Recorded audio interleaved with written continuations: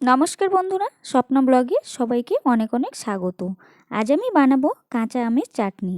বাঙালি মানেই মুখরোচক জিনিস খেতে খুবই পছন্দ করে। তো খাওয়া দাওয়া শেষে এরকম একটি টকঝাল মিষ্টি আমের চাটনি থাকলে খাওয়া দাওয়াটা জাস্ট জমে যায়। তো চলো দেখে নেওয়া যাক আমি আজ কিভাবে চাটনিটা বানিয়েছি।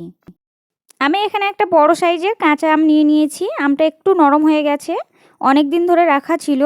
তো আমটাকে এখন আমি টুকরো টুকরো করে একটু কেটে নিচ্ছি। আমটা আমি কেটে ধুয়ে পরিষ্কার করে নিয়েছি আর একটু মিডিয়াম সাইজ করে কেটে নিয়েছি। একটু লাল লাল হয়ে গেছে আমটা। তো এখন আমি রেসিপিটা শুরু করব।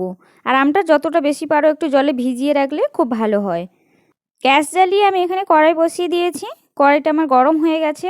এখন আমি এর মধ্যে দিয়ে দেব সাদা তেল। চাটনিটা অবশ্যই সাদা তেলে করলে খুব ভালো হয়। তো তোমরা যদি চাও তো সর্ষের তেলেও করতে পারো। তো আমি এখানে সাদা তেল দিয়ে দিয়েছি। তেলটা আমার গরম করে নিচ্ছি এখন।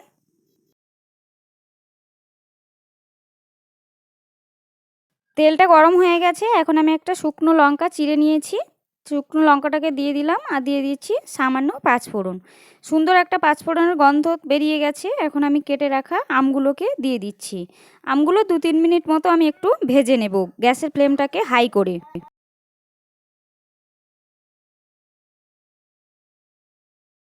আমটাকে আমি গ্যাসের ফ্লেমটাকে হাই করে 2-3 মিনিট মতো ভালো করে ভেজে নিয়েছি। এখন আমি এর মধ্যে দিয়ে দিচ্ছি সামান্য হলুদ গুঁড়ো। হলুদ গুঁড়োটা তোমরা চাইলে স্কিপ করতে পারো যদি সাদা সাদা পছন্দ করো। আর দিয়ে দিচ্ছি হাফ চামচ মতো লবণ গুঁড়ো। এবার সব কিছু একটু ভালো করে মিশিয়ে নিচ্ছি। তো প্রায় 2-3 মিনিট মতো আমি ভালো করে ভেজে নিয়েছি। আমটা এমনিতেই নরম হয়ে গেছে। তো এখন আমি এর মধ্যে দিয়ে দিব চিনি। চিনিটা অবশ্যই তোমরা তোমাদের পরিমাণ মতোই দেবে। আমি এটা একটু টক টক রাখবো, সেই জন্য সেই অনুযায়ী চিনিটা দিলাম।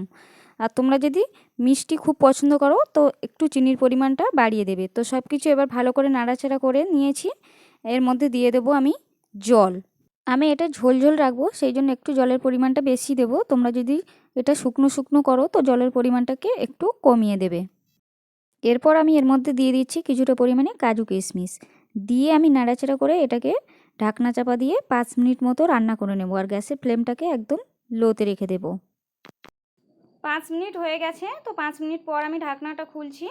এটা অনেকটাই আমটা সিদ্ধ হয়ে গেছে আর ঝোলটা আরেকটু আমি কমিয়ে নেব। তো এখন আর ঢাকা দেব না, গ্যাসের ফ্লেমটাকে একটু হাই করে আমি এটা ঝোলটা আরেকটু কমিয়ে নেব। তো তোমরা যদি এরকম ঝোল ঝোল পছন্দ করো তো সেই অনুযায়ী ঝোলটা রেখে দেবে। আমি আরেকটু এটা ঘন করব, তো সেই জন্য আরেকটু ফুটিয়ে 2-3 মিনিট আমি গ্যাসের ফ্লেমটাকে হাই করে এটা ফুটিয়ে নিয়েছি। এটা অনেকটাই ঘন হয়ে গেছে। এখন আমি নামাবো।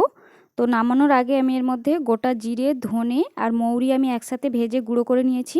এটা উপর থেকে একটু ছড়িয়ে দিচ্ছি। দিয়ে আমি এটাকে নাড়াচাড়া করে গ্যাসটা অফ করে দেব। তো আজকের রেসিপিটি এই পর্যন্ত। রেসিপি ভালো লাগলে অবশ্যই সবাই লাইক কমেন্ট শেয়ার করতে ভুলো না। চ্যানেলটা সবাই সাবস্ক্রাইব করে পাশে থেকো। আর দেখা হবে নতুন কোনো ভিডিওতে। ততক্ষণে সবাই ভালো থেকো, সুস্থ থেকো আর সাবধানে থেকো।